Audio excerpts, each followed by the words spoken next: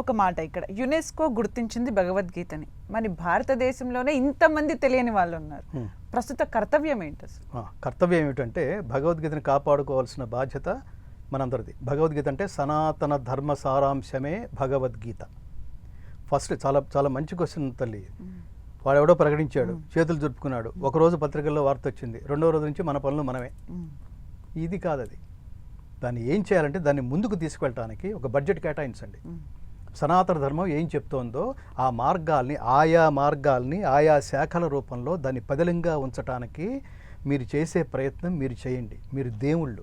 చంద్రబాబు నాయుడు గారు మీరు దేవుడు, పవన్ కళ్యాణ్ గారు మీరు దేవుడు, రేవంత్ రెడ్డి గారు మీరు దేవుడు, అందులో సందేహం లేదు. మీరు విష్ణు వంశ. మీరు స్టేజీ ఎక్కినప్పుడు సనాతన ధర్మం అని మాట్లాడడంతో అయిపోదు.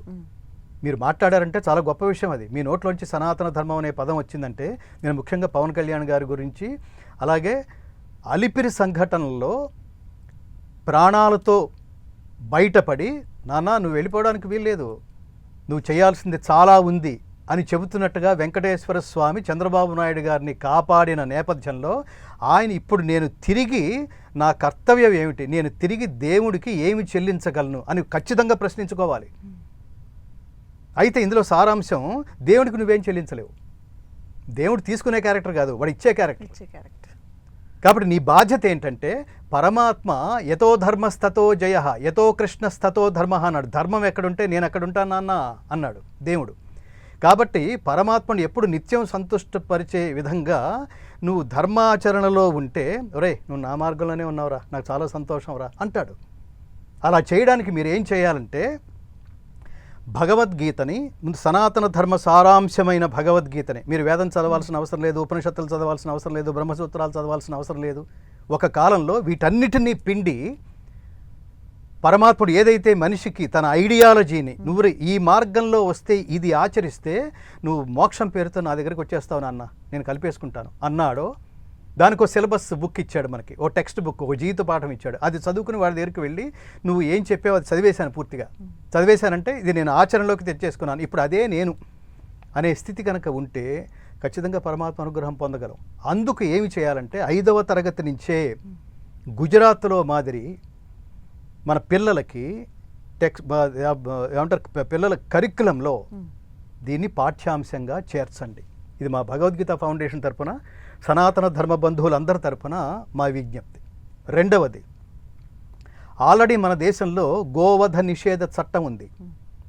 అస్సాం ముఖ్యమంత్రి దాన్ని అతని హీస్ మోడీ కంటే చాలా టఫెస్ట్ పర్సన్ ఎవరో తెలుసా అండి? యోగి కంటే కూడా టఫెస్ట్ పర్సన్ ఎవరో తెలుసా అండి? అస్సాం ముఖ్యమంత్రి. పేరు ఏదో సంథింగ్ మోహన్ ఏదో ఉంది ఆయన పేరు. ఆయన గోవధ నిషేధ చట్టాన్ని చాలా సిన్సియర్గా సీరియస్గా అమలుపరుస్తున్నాడు. గోవధ జరిగిందని తెలిస్తే వాడు జైల్లోనే, కృష్ణ జన్మస్థానమే. వాళ్ళు చేయగలిగింది మీరు ఎందుకు చేయలేరు? జనాలు ఆకర్షించడం కోసం కాదు అది, ఓట్ల కోసం కాదు అది. మీరు సిన్సియర్గా ఫీల్ అవ్వండి. ఇలా మాట్లాడినందుకు పవన్ కళ్యాణ్ గారు, మీరు సనాతన ధర్మాన్ని మీకు వెంటనే మీరు ఒక కమిటీలు ఏర్పాటు చేయండి. తిరుమల తిరుపతి దేవస్థానం అనేది పెద్ద తెలుగు వాళ్ళందరికీ కొండంత అండ.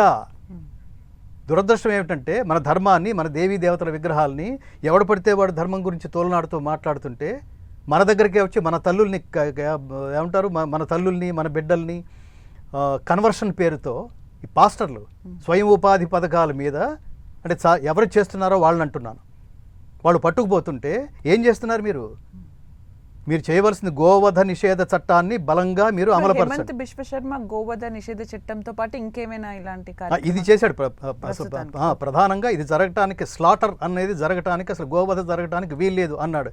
ఇంతకంటే ఏంటండి, భగవద్గీతలో ధేనూనాం అస్మి కామధుక్ అంటాడు. పాడియావులలో కామధేనువు నేను అని పరమాత్మ చెప్తుంటే ఆ పరమాత్మకి దండం పెట్టుకుని వెళ్ళొచ్చేసి చివరికి గోవధ నిషేధిస్తుంటే అటు గోవధ జరుగుతుంటే అటు నుంచి అటు పోతున్నావు అంటే నీకు ఏమర్థమైంది? దేవుడి దగ్గరికి వెళ్తున్నాం, ఆయన ఐడియాలజీని ఫాలో అయితే కదా వాడికి నమస్కరించే అర్హత వస్తుంది.